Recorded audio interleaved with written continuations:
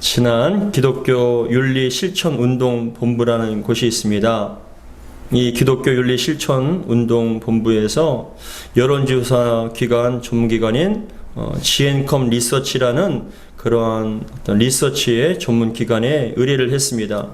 만 19세 남녀 1000명을 대상으로 지난 2023년 1월 11일부터 15일까지 5일 동안 온라인을 통하여서 주제가 무엇이었냐면은 한국교회의 사회적 신뢰도라는 주제하에 여론조사를 여러 가지 다양하게 했습니다.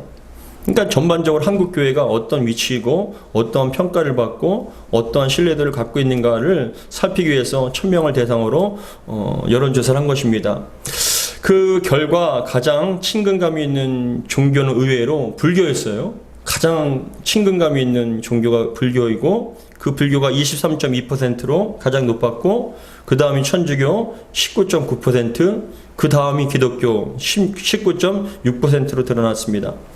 가장 호감 가는 종교에 대해서는 천주교가 가장 높아서 24.7%, 불교는 23.4%, 기독교는 16.2%로 드러났습니다. 그리고 가장 신뢰할 수 있는 종교 역시 천주교가 21.4%로 가장 많았고 기독교가 16.5%, 불교가 15.7%로 나타났습니다. 그냥 결론적으로는 불교는 친근하고 천주교는 호감이 가지만 기독교는 거리감이 느껴지는 종교라는 것입니다. 이게 친근감과 호감이라는 것이 비슷한 어감인처럼 표현처럼 보이지만 친근감이라는 것은 이미 형성이 되어진 그런 이미지라면 호감이라는 것은 앞으로 더 가까이 가고 싶은 그런 감정이지요. 그러니까 불교는 이미 그런 이미지, 호감, 친근한 그런 이미지가 되어 있고 천주교는 앞으로 가까이 하고 싶은 그런 이미지가 있다는 것입니다. 감정이 있고 이런 점에서 불교가 일반 국민들에게 이미 가까이 와 있는 종교이고 천주교는 앞으로 가까이 가고 싶은 그런 종교라면은 기독교는 두 가지 면에서 모두가 다 가장 거리가 느껴지는 그런 종교라는 결과가 드러났습니다. 마음이 아프지만 현실이 그런 것 같습니다. 특히 한국교회의 신뢰도에 대해서는 여전히 굉장히 낮은 것으로 나타났어요. 한국교회의 신뢰도에 대해서는 신뢰한다가 응답이 21%입니다. 21%. 신뢰한다가 21%. 그런데 반면에 교회를 신뢰하지 않는다는 응답은 70.4%나 됐어요. 그러니까 국민의 한 5분의 5명 중 1명이 교회를 신뢰하고 나머지 5명 중 4명은 신뢰하지 않는다라는 것이 드러났습니다. 이와 관련해서 목회자와 기독교인의 말과 행동에 신뢰한다. 신뢰하지 않는다. 그러니까 교회뿐만이 아니라 목회자나 성도, 그리스도인들에 대한 말에 행동에 신뢰하지 않는다는 응답에서 75%가 신뢰하지 않는다는 거예요. 나머지 신뢰한다는 게 20.6%에 불과했습니다. 그러니까 한국교회를 구성하는 목회자와 또 성도들조차도 어떤 그 신뢰 그리고 어떤 행동에 대해서 믿지 않는 그런 현실이 우리들의 현실입니다. 얼마 전에 인터넷에서 한 글을 봤는데 교회 다니는 자매였어요. 교회 다니는 자매가 친구에게 소개팅을 주선하려고 야, 너 어떤 사람이 좋은지 얘기해봐. 어떤 사람 원하니라고 그렇게 얘기를 했답니다. 친구가 소개팅 해주려고. 근데 그 친구는 소개팅을 해주려고 하는 자매는 교회를 다녔기 때문에 그렇게 물어봤는데 근데 소개팅을 받으려고 하는 친구가 하는 말 중에 몇 가지 말이 있었는데 가장 충격적인 말을 들었다고 얘기해요. 그게 무슨 말이냐면은 그 소개팅을 받으려고 하는 친구가 그 소개팅 해주려고 하는 친구한테 얘기했답니다. 다른 것도 있는데 가장 중요한 것은 교회를 다니지 않는 사람이었으면 좋겠어 라고 얘기했답니다. 교회를 다니지 않는 사람을 좀 만나고 싶다라고 그렇게 얘기를 했답니다.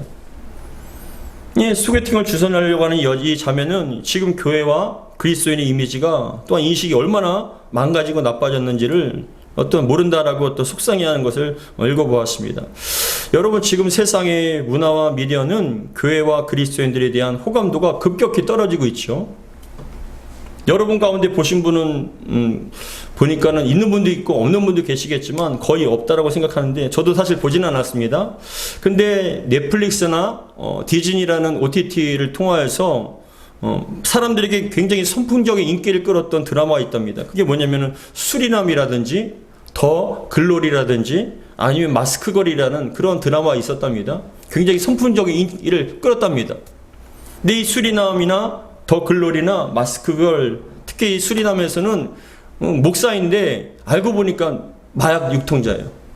마약을 판매하는 그런 사람이었던 거예요. 거짓으로 목회를 하면서 사람들한테 겉으로는 목회자이고 진실한 척 하는데 알고 보니까 정말 악했던, 더 글로리 같은 경우에는 목회자의 딸이 얼마만큼 음란하고 악한 짓을, 또 마약을 하는지 모릅니다. 그런 것들이 묘사가 됐다는 겁니다. 그러한 드라마에서 교회와 그리스도인을 부정적으로 묘사한 장면이 빠지지 않고 나오고 있다는 것이에요. 드라마의 겉으로는 신실한 그리스도인처럼 보이지만 실제로는 악인이거나 위선과 가식이 가득한 인물로 너무나 많이 등장하고 있는 게 지금 현실이라는 거예요. 이 단순한 설정을 넘어서 미디어에서 이런 비친 교회와 그리스도의 모습을 보고 사람들은 비웃고 조롱하는 거예요. 아, 교회는 저런 곳이야. 저 사람도 저렇게 얘기하지만 알고 보면 저럴 거라는 그런 이미지가 굉장히 강하다는 거예요. 그래서 신뢰를 하지 않는다는 겁니다. 위선과 가식, 거짓으로 각인된 교회와 크리스천의 이미지를 벗어야 되는데, 근데 여러분 더 큰 문제는 무엇이냐면은 그런 이미지 미디어를 통해서, 또는 드라마를 통해서, 여러 가지 사건을 통해서 그렇게 이 안 좋은 이미지가 심겨진 거에 대해서 좀 감정적으로 억울한 면도 없잖아 있지만, 더 큰 문제는 무엇이냐면은 그겁니다. 드라마의 설정과 실제 교회와 그리스도인의 모습이 크게 다르지 않다는 점이에요. 그 드라마에서 표현된 그런 교회와 그런 성도들의 모습이, 목회자의 모습이 실제의 삶 속에서 그게 크게 다르지 않는다는 것이 더 큰 문제라는 것이죠. 지금도 TV나 인터넷 매체를 통해서 유독 교회와 목회자, 그리스도인들이 부족한 것과 또 잘못한 일에 대해서 잔혹하리만큼 부각을 합니다. 어떤 땐 저도 목회자이지만 너무 속상할 때가 있어요. 아니, 꼭 기독교만 그런가? 어떤 불교라든지 천주교, 많은 종교에서도 그런 일이 있을 텐데 꼭 이렇게 유독 그걸 집중적으로 부각을 하고 그렇게 매일같이 보도가 되는 이유는 무엇인가? 속상한 마음이 있었습니다. 그런 뉴스를 볼 때마다 왜 저런 짓을 해서 교회와 또한 하나님께 영광을 가리지? 도대체 왜 저런 악하고 음란한 비상식적인 일을 왜 하는 것이지라는 그런 탄식이 나올 때도 참 많아요. 그런데 지난주에 제가 새벽 예배를 드리고 기도를 하는데 주님께서 오늘 본문의 말씀을 제게 주신 거예요. 기도를 하는데 오늘 본문의 말씀을 주시면서 제 마음속에 한 가지 질문을 하시더라고요. 어떠한 질문이었냐면은 그겁니다. 그러면 너는 어떠냐는 거예요. 그러면 너는 어떠냐? 성도 여러분, 여러분도 미디어나 뉴스를 보는데 교회에 대한 안 좋은 소식이나 사건, 사고가 여러분 그런 보도가 되면 마음이 안 좋으시잖아요. 사실 그렇죠. 교회가 다 그런 거 아닌데, 진실한 사람 많은데, 근데 왜 저렇게 보도가 되고 저렇게 안 좋게 생각하지? 왜 또 저런 사람들 왜 저렇게 악하게 거짓말을 하고 악한 죄를 짓지? 라고 그렇게 여러분 탄식하지 않습니까? 근데 중요한 건 그러면 여러분들은 어떻습니까? 여러분들의 삶의 모습은 어떠신가요? 여러분들은 어떤 존재와 어떤 삶을 살고 계십니까? 바라기는 오늘 말씀을 통하여서 저와 여러분들에게 주시는 주님의 음성이 들려지기 바랍니다. 정말 이 말씀을 통하여서 변화되어서 하나님께 영광을 돌리고 사람들에게 인정받고 칭찬받는 저와 여러분들에게를 주의 이름으로 축복합니다. 오늘 본문을 통해서 저와 여러분들에게 주시는 말씀 첫 번째는 겁니다. 첫 번째는 빛이 머물게 하라는 거예요. 빛이 머물게 하라. 빛이 머물게 하라. 사도 바울은 고린도후서 5장 17절에 다음과 같이 얘기합니다. 그런즉 누구든지 그리스도 안에 있으면 새로운 피조물이라 이전 것은 지나갔으니 보라 새 것이 되었도다라고 고백합니다. 예수 안에 있으면 새로운 피조물로 거듭난다는 거예요. 성령으로 거듭난 참된 그리스도인에게는 반드시 변화의 열매가 있습니다. 생각과 마음이 변하고 말과 행동이 달라집니다. 삶의 이유와 목표와 가치가 달라져요. 성령께서 임하시면 완전히 새로운 피조물로 바뀌어지게 되는 겁니다. 그때부터 성령이 임하신 사람에게는 여러분 생각과 마음과 조금 삶의 말의 행동에 자꾸만 충돌이 일어납니다. 전에는 죄라고 생각하지 않았던 것들이 성령께서 임하시니까 죄같이 느껴집니다. 신앙의 양심을 찌르는 거예요. 내 말과 행동과 보는 것과 듣는 것과 행동하는 것과 말하는 것, 모든 것들이 자꾸만 부닥칩니다. 그러니까 자꾸만 영적인 치열한 전투 가운데, 자꾸만 그러한 전투 가운데 하나님께 순종하고 말씀에 굴복하다 보면, 기도하다 보면 어떻게 되느냐? 나도 모르게 변화가 되는 거예요. 나도 모르게 변화가 됩니다. 생각하지 말아야 할 것을 생각하지 않게 되고, 말하지 말아야 할 것 말하지 않게 되고, 마음에 품지 않아야 될 것을 품지 않게 되는 자꾸만 그런 모습으로 바뀌어지게 되는 거예요. 여러분 잊지 마십시오. 바뀌어진 척하는 것이 아니라 바뀌어지는 거예요. 선한 척하려고 하는 것이 아니라 선하게 되는 거예요. 그게 바로 진정한 그리스도인의 모습이에요. 우리가 지금 현실 가운데 교회와 그런 어떤 많은 사람들의 모습은 진실한 모습이 아니에요. 거듭난 모습이 아니에요. 참된 그리스도인의 모습이 아니에요. 하나님이 잘못된 것이 아니라 우리가 잘못된 것이죠. 우리가 잘못함을 통해서 여러분 하나님께 영광을 가리는 거예요. 여러분 근데 하나님께서는 분명하게 말씀합니다. 성령이 임하시면 여러분들의 생각과 마음과 모든 것들이 바뀌어지게 되어 있어요. 성령이 붙잡혀서 여러분 생활하다 보면 생각과 마음과 말과 행동이 달라집니다. 이것은 가르쳐서 되는 게 아니에요. 성경 공부해서 되는 게 아니에요. 성령께서 역사하실 때 그렇게 되는 줄 믿으시기 바랍니다. 누가 하란다고 할 수 있는 것이 아닙니다. 성령께서 임하셔서 그런 강건적으로 역사하실 때 그런 마음과 그런 행동과 말이 나오게 되는 거예요. 근데 여러분 참 신기하게도 성령께서 그 속에 강하게 역사하면은 얼굴에서 빛이 드러납니다. 얼굴에서 빛이 드러나요. 참 신기하죠? 마치 모세가 시내산에서 40일 동안 금식하면서 하나님의 영광 가운데 날마다 거했을 때 자기도 모르는 사이 얼굴에 광채가 드러나듯이 우리가 날마다 예배 가운데 기도 가운데 하나님께서 여러분 깊은 교제와 성령의 강력한 비춤이 일어나게 되면 우리의 마음속에서 얼굴 속에서 그대로 드러나게 되어 있다는 거예요. 우리 출애굽기 34장 29절부터 30절 같이 한번 읽겠습니다. 시작. 모세가 그 정가의 두 판을 모세의 손에 들고 시내산에서 내려오니 그 산에서 내려올 때에 모세는 자기가 여호와와 말하였으므로 말미암아 얼굴 피부에 광채가 나나 깨닫지 못하였더라. 뭐라고 얘기합니까? 하나님과 말하였으므로 말미암아. 이거 뭐냐? 교제를 말미암아 하나가 교제가 이루어지게 되면 어떻게 되냐? 우리의 얼굴과 심령과 마음속에 빛이 드러난다는 거예요. 하늘의 빛이 드러납니다. 생명의 빛이 드러납니다.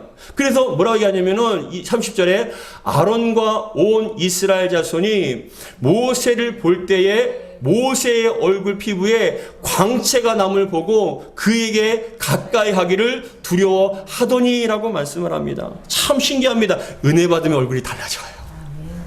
여러분 수술을 하거나 화장 기법이 바뀌어서 그런 게 아니에요. 어둠에 묶이면 여러분 어둠의 얼굴에 그대로 드러납니다. 정욕과 욕심과 죄를 지으면요 눈빛이 달라져요. 말이 달라지고 표정이 달라집니다. 느끼는 여러분 풍기는 그런 기세가 다 달라집니다. 근데 참 신기하죠. 은혜 받으면요 완전히 사람이 바뀌어져요. 그 생각과 얼굴에서 드러나는 모든 것들이 다 달라지게 되어 있습니다.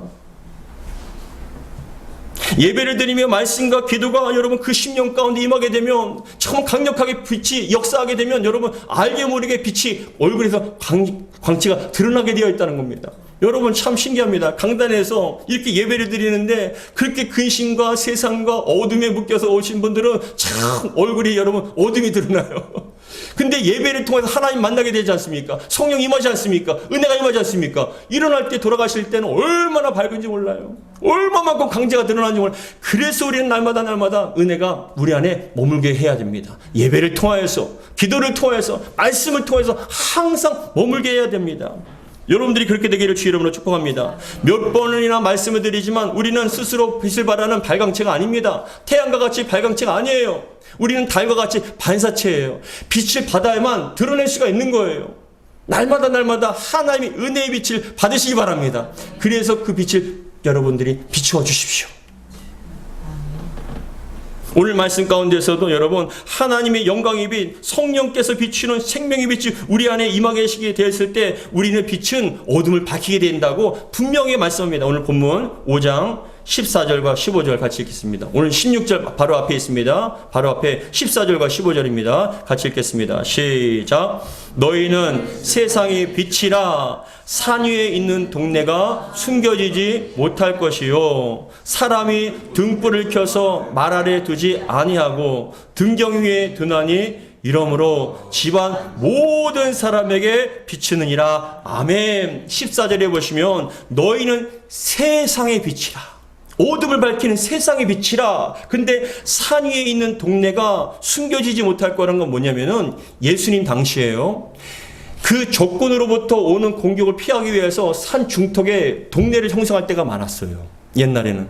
왜냐하면 평지에다가 하면은 적군이 언제든지 몰려올 수 있기 때문에 산 중턱에 동네를 형성할 때가 있어요. 근데 낮에는 모르지만 밤에가 되면 각 가정마다 불을 켜지 않습니까? 그러면 불을 켜면은 지금과 같이 어떤 네온사인이나 어떤 빛이 많은 데는 모르지만 그 당시 2000년 전에는요, 한밤중에 아무것도 보이지 않는 컴컴한 밤중에 그 가정 동네에 빛이 비춰지면 멀리서도 다 보이는 거예요. 선명하게. 이해가 되십니까? 이게 바로 여러분 동네 위에 그 산 위에 있는 동네라는 의미가 바로 이 의미예요. 멀리서도 보이게 되어 있어요. 여러분 안에 빛이 있으면요, 멀리서도 보이게 되어 있어요. 여러분들의 빛의 광채가 얼마든지 알 수 있게 되는 거예요. 더 나가서 15절에 보시면 사람이 등불을 켜서 말 아래 두지 아니하고란 건 뭐냐? 말이라는 것은 한 말 두 말, 곡식을 셀 때 한 말 두 말 얘기하잖아요. 그래서 그게 등불을 켜서 등경이라는 건 뭐냐면은 나무와 같은, 그래서 등불을 올려놓는 그런 기구인데, 근데 다음 봐보십시오. 다음 보시면은 말 아래 두지 않는다는 건 지금으로 따지면 그겁니다. 불 켜놓은 다음에 여러분 상자 밑에다 놓은 거 아니잖아요. 상자 밑에다가 여러분 그 등불을 놓으면은 빛이 환하게 비춰질 수가 없잖아요. 그렇기 때문에 뭐라고 말씀하냐? 빛은 자연스러운 현상이라는 거예요. 자연스럽게 나타나는 현상이라는 겁니다. 더 나가서 모든 사람을 밝혀야 된다는 것입니다. 여러분, 제가 예전에 집에서 저희가 홍제동에 살 때 70년대거든요. 그때가 1970년대. 예전에 동네에서는 한 동네 전체가 한꺼번에 다 정전이 될 때가 있었어요. 한꺼번에. 근데 한 동네에 정전이 돼버리면 갑자기 밤에 불이 꺼지면 여러분 그 모든 게 다 지륵 같은 어둠이에요. 그때가 되면은 막 손을 더듬어서 집안에 있는 촛불을 찾아다니는 거예요. 근데 그 촛불을 탁 켜서 딱 켜면 어떻게 되는지 아세요? 그렇게 지륵같이 어둠, 앞을 보이지 않는 그 상황 속에서 촛불 하나만 켜져도 여러분 생활하는데 지장이 없어요. 이게 바로 빛의 능력이에요. 하나님께서 우리에게 항상 빛을 발하게 원하신다는 거예요. 어둠을 밝히길 원하신다는 겁니다. 그래서 오늘 본문에도 16절에 다음과 같이 얘기하지 않습니까? 우리 16절 같이 읽겠습니다. 시작. 이같이 너희 빛이 사람 앞에 비치게 하여. 여러분 그렇습니다. 이같이 너희 빛이라고 얘기하잖아요. 여러분 안에 빛이 있어야 빛을 비치죠. 빛이 있어야 여러분 어둠을 밝히지 않습니까?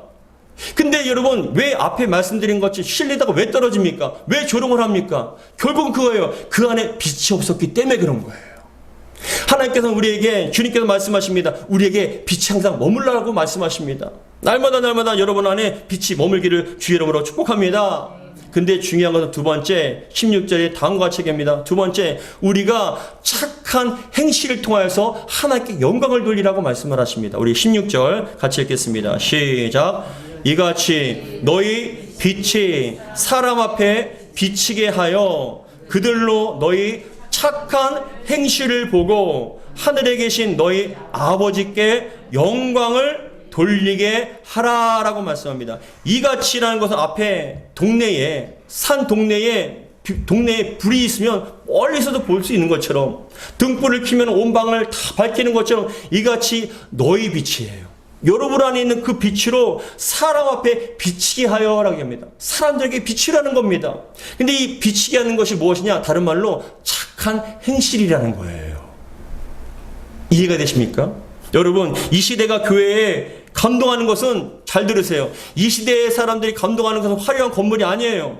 오히려 교회의 건물이 높아지면 높아질수록, 화려할수록 돈 많네, 자기들만 하느라고, 이기적이다라고 그렇게 욕을 먹어요.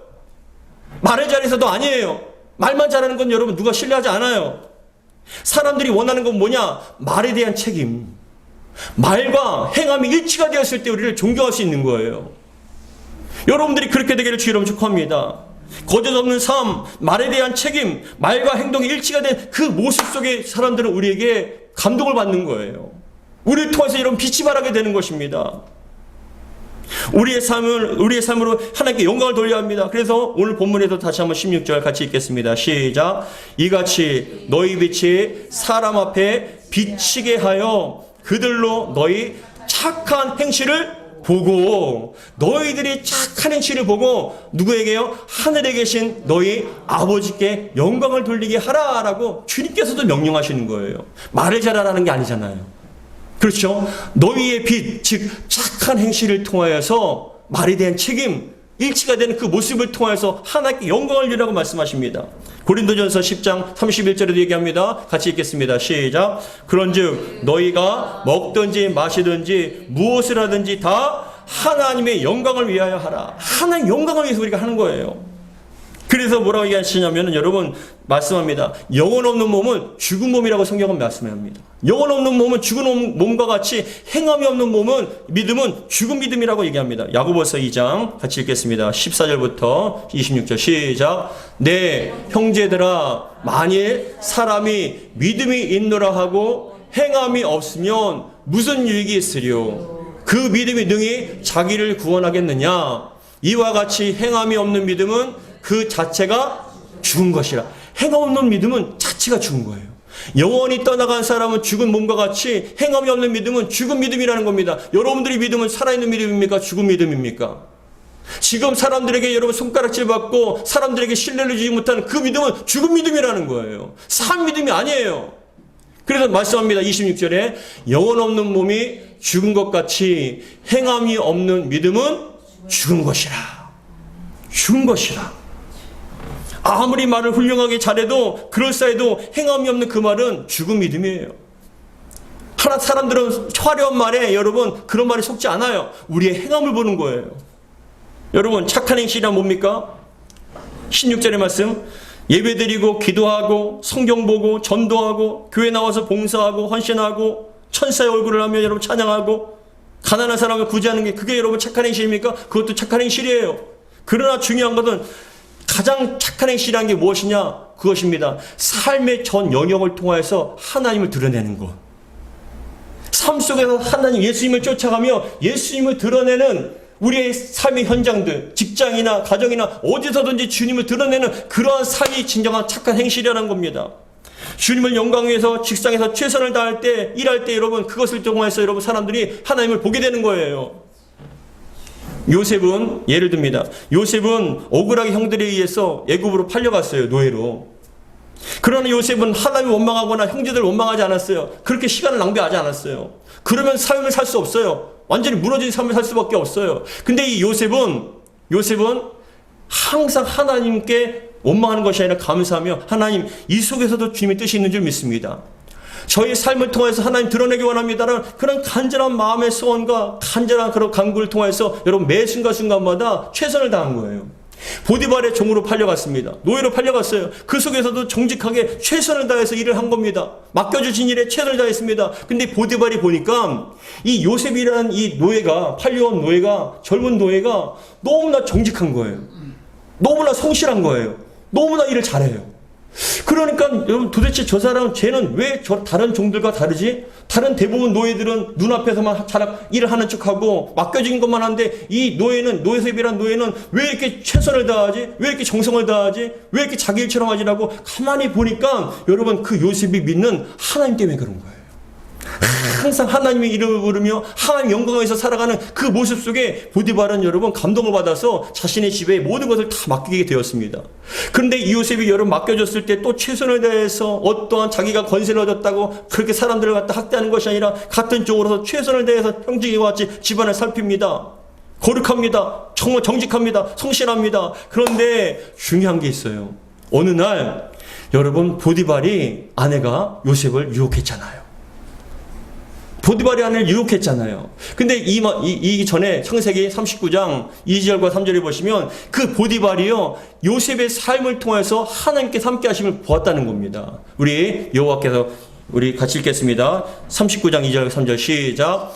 여호와께서 요셉과 함께 하심으로 그가 형통한 자가 되어 그의 주인 애굽 사람의 집에 있으니 그의 주인이 여호와께서 그와 함께 하심을 보며 또 여호와께서 그의 범사에 형통하게 하심을 뭐라고요? 보았더라.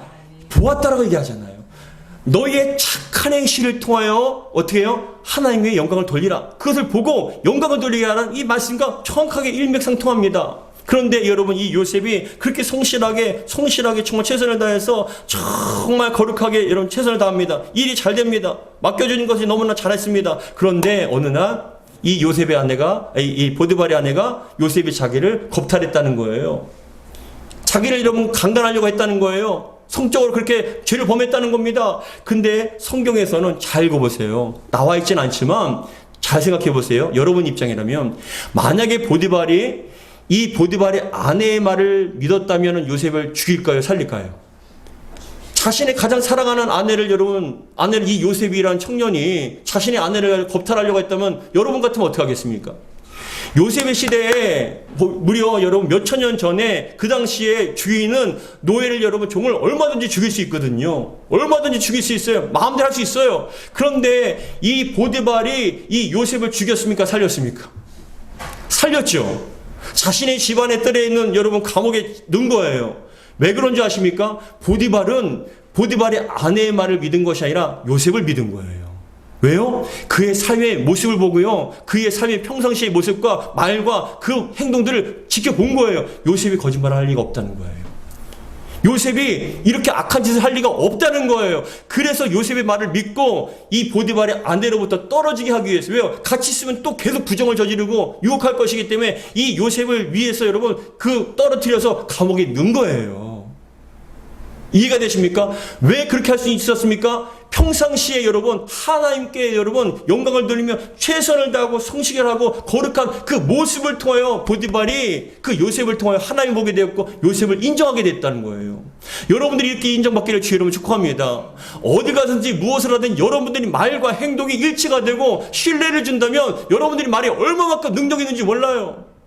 그 사람의 말은 정말 진실이다라고 그렇게 믿어질 만큼 여러분들이 삶의 모습 속에 착한 행실을 통해서 하나님께 영광을 돌리기를 주의 이름으로 축복합니다. 말하는 것마다 거짓말이고 말은 너무나 화려하고 그럴싸하게 하자라는데 삶은 엉망진창이고 온갖 정말 음란하고 악하고 더러운 것들을 정말 행하는 그 모습들을 보고 염증을 냅니다. 우리 그리스도인들도 염증을 냅니다. 근데 중요한 건 여러분 잊지 마세요. 하나님이 잘못된 것이 아니라 우리가 잘못된 거잖아요. 우리가 부패한 것이고 우리가 모자란 것 아닙니까? 우리가 죄를 지은 것 아닙니까? 근데 예수님께서 뭐라고 말씀하십니까? 마태복음 5장 16절의 말씀, 이같이 너희 빛이 사람 앞에 비치게 하여 그들로 너희 착한 행실을 보고 하늘에 계신 너희 아버지께 영광을 돌리게 하라. 이게 주님의 뜻입니다. 여러분들이 이렇게 되기를 주의 이름으로 축복합니다. 사랑하는 성도 여러분, 우리가 말만 화려하고 말만 그럴듯해서 사람들 믿는 게 아니에요. 우리의 삶 속에 그 모습 그 순간순간의 모습을 보고 우리를 신뢰할 수 있는 거예요. 안 보일 것 같습니까? 다 보고 계셔요. 하나님도 보고 계시고 다 사람들도 보고 있는 거예요. 그래서 사도 바울이 뭐라고 얘기한 줄 아십니까? 여러분, 종의 신분으로서 그리스도인들인 그 종들에게 뭐라고 얘기하냐면 다음과 같이 얘기합니다. 우리 골로새서 3장 22절부터 23절 같이 읽겠습니다. 시작. 종들아, 모든 일에 육신의 상전에게 순종하되 사람을 기쁘게 하는 자같이 눈가림만 하지 말고 오직 주를 두려워하여 성실한 마음으로 하라. 무슨 일을 하든지 마음을 다하여 죽게 하듯 하고 사람에게 하듯 하지 말라. 사람을 속일 수 있어요. 근데 오래가지 못해요. 말은 그럴싸하게 할 수 있어요. 한두 번 여러분 속으면 그 사람 신뢰하진 않아요. 근데 우리가 그리스도인으로서 정직하게 성실하게 말하는 거에 대한 책임을 지고 말하는 거에 대해서 순종하고, 여러분 말씀이 진리고 생명이라면 말씀대로 순종하셔야죠. 근데 말은 아무리 많이 알고 지식으로 많이 알고 여러분 아무리 말을 잘한다 할지라도 삶 속에 말씀에 대한 순종이 없으면 그건 거짓말하는 거예요. 근데 중요한 것은 뭐라고 얘기합니까? 너희들이 사람한테 대하듯 하고 눈가림으로 하는 것이 아니라 하나님 앞에 죽게 대하듯 하라. 여러분 삶의 자세가 이렇게 되기를 주님 축복합니다. 죽게 대하듯 하는 거예요. 정말 주님 앞에 여러분 생각해 보세요. 주님 앞에 거짓말 하시겠습니까? 주님 앞에 나와서 여러분 정말 엉망으로 행동하시겠습니까? 거짓말을 못합니다. 함부로 행동하지 못해요. 주님께서는 다 알고 계시고 심판하시기 때문에. 지금 이 시대에 우리에게 필요한 게 뭡니까? 어떠한 화려한 말이 아니에요. 말에 대한 책임, 그 삶 속에 정말 행함으로써 나타낼 수 있는 그 착한 행실을 통해서 하나님께 영광을 돌리는 저와 여러분 되기를 주의 이름으로 축복합니다. 교회의 가장 강력한 능력은 여러분 물질도 아니에요. 인원수도 아니에요. 아무리 사람 많아도 여러분 70%가 80%가 사람은 교회를 신뢰하지 않는다면 이건 엉망인 거예요. 그만큼 우리가 그렇게 뿌려왔기 때문에 그런 여러분 열매를 얻게 되는 거예요. 그렇게 여러분 말을 많이 하고 정말 예수 믿어야 된다고, 하나님 믿어야 된다고. 근데 여러분 그 삶 속에서 엉망진창으로 죄를 범하면서 그렇게 죄를 범하는 그런 모습 속에 여러분 염증을 느끼고 사람들이 여러분 얼마만큼 그거에 대해서 불신합니까? 근데 중요한 건 그겁니다. 여러분 잊지 마세요. 잘 들으십시오. 교회의 능력은 딴 게 없어요. 교회에 다 오면 되는 거예요. 교회에 다 오면 되는 거예요. 그리스도인도요, 딴 게 없어요. 그리스도인 다 오면 되는 거예요. 그랬을 때 우리에게 능력이 나타나요. 교회는 교회 다 와야 되고요. 그리스도인은 그리스도인 다 와야 됩니다. 정직하고 순결하고 말에 대한 책임과 그 모든 삶 속에 여러분 주님을 드러내는 그런 삶을 살게 되었을 때 우리가 힘과 능력, 물질의 힘이 있어야 된다. 세상에 권력이 있어야 된다. 정치적인 어떤 사람이 있어야 된다. 와야만 그 정치적인 사람들, 권위가 있는 사람들, 권세가 있는 사람들이 와야지 교회에 힘이 있다. 아니요. 그게 힘이 아니에요. 정직함과 거룩함이 능력이고 힘인 줄 믿으시기 바랍니다. 그랬을 때 사람들은요 감동을 받고 우리 말에 힘을 얻고 더 우리를 신뢰하며 하나님께 돌아올 수 있는 것입니다. 사랑하는 성도 여러분, 마지막으로 오늘 마태복음 5장 16절 말씀 읽고 마치도록 하겠습니다. 같이 읽겠습니다. 시작. 이같이 너희 빛이 사람 앞에 비치게 하여 그들로 너희 착한 행실을 보고 하늘에 계신 너희 아버지께 영광을 돌리게 하라. 이러한 복된 삶이 되기를 주의 이름으로 축복합니다. 여러분 안에 빛이 있어야 됩니다. 그리고 그 빛이 잘 드러났을 때, 그리고 착한 행실을 통하여서 많은 사람들이 하나님께 영광을 돌리며 하나님께 돌아오는 아름다운 선교와 전도의 도구가 되기를 주의 이름으로 축복합니다. 기도하겠습니다. 아버지 하나님 감사드립니다. 정말 우리 나타나는 그런 미디어의 그 드라마 속의 그리스도인과 교회의 모습들은 참 이기적이고 가면을 쓰고 정말 악하고 음란한 모습들이며 형편없는 모습들입니다. 그러나 그런 모습들이 어쩔 수 없는 것이 단순히 미디어나 뉴스를 통해서 조장된 이미지뿐만이 아니라 우리의 삶에 그렇게 살았음을 고백합니다. 주여 다시 한번 회복의 역사가 나타나게 도와주시고 우리 안에 빛이 날마다 이 거함을 통하여서 정말 정직하고 정결하고 거룩한 모습으로 살아갈 수 있도록 도와주옵소서. 우리가 말만 잘하는 그리스도인이 아니라 말에 대한 책임을 지고 말에 대한 정말 삶 속에 행함으로 나타날 수 있는 믿음의 사람이 됨을 통하여서 정말 교회 다니는 사람들은 말하는 것은 믿을만하다. 정말 교회 다니는 사람들은 거짓말하지 않아. 정말 목회자는 또한 성도들은 정말 믿을만한 사람들이라고 그렇게 인식할 수 있을 만큼 저희들이 그러한 삶을 살 수 있도록 도와주옵소서. 주님께서 원하시는 아름다운 도구가 되기 원합니다. 착한 행실을 보고 하나님께 영광을 돌릴 수 있는 신실한 도구 될 수 있도록 도와주옵소서. 우리 주 예수 그리스도로 기도하옵나이다. 아멘.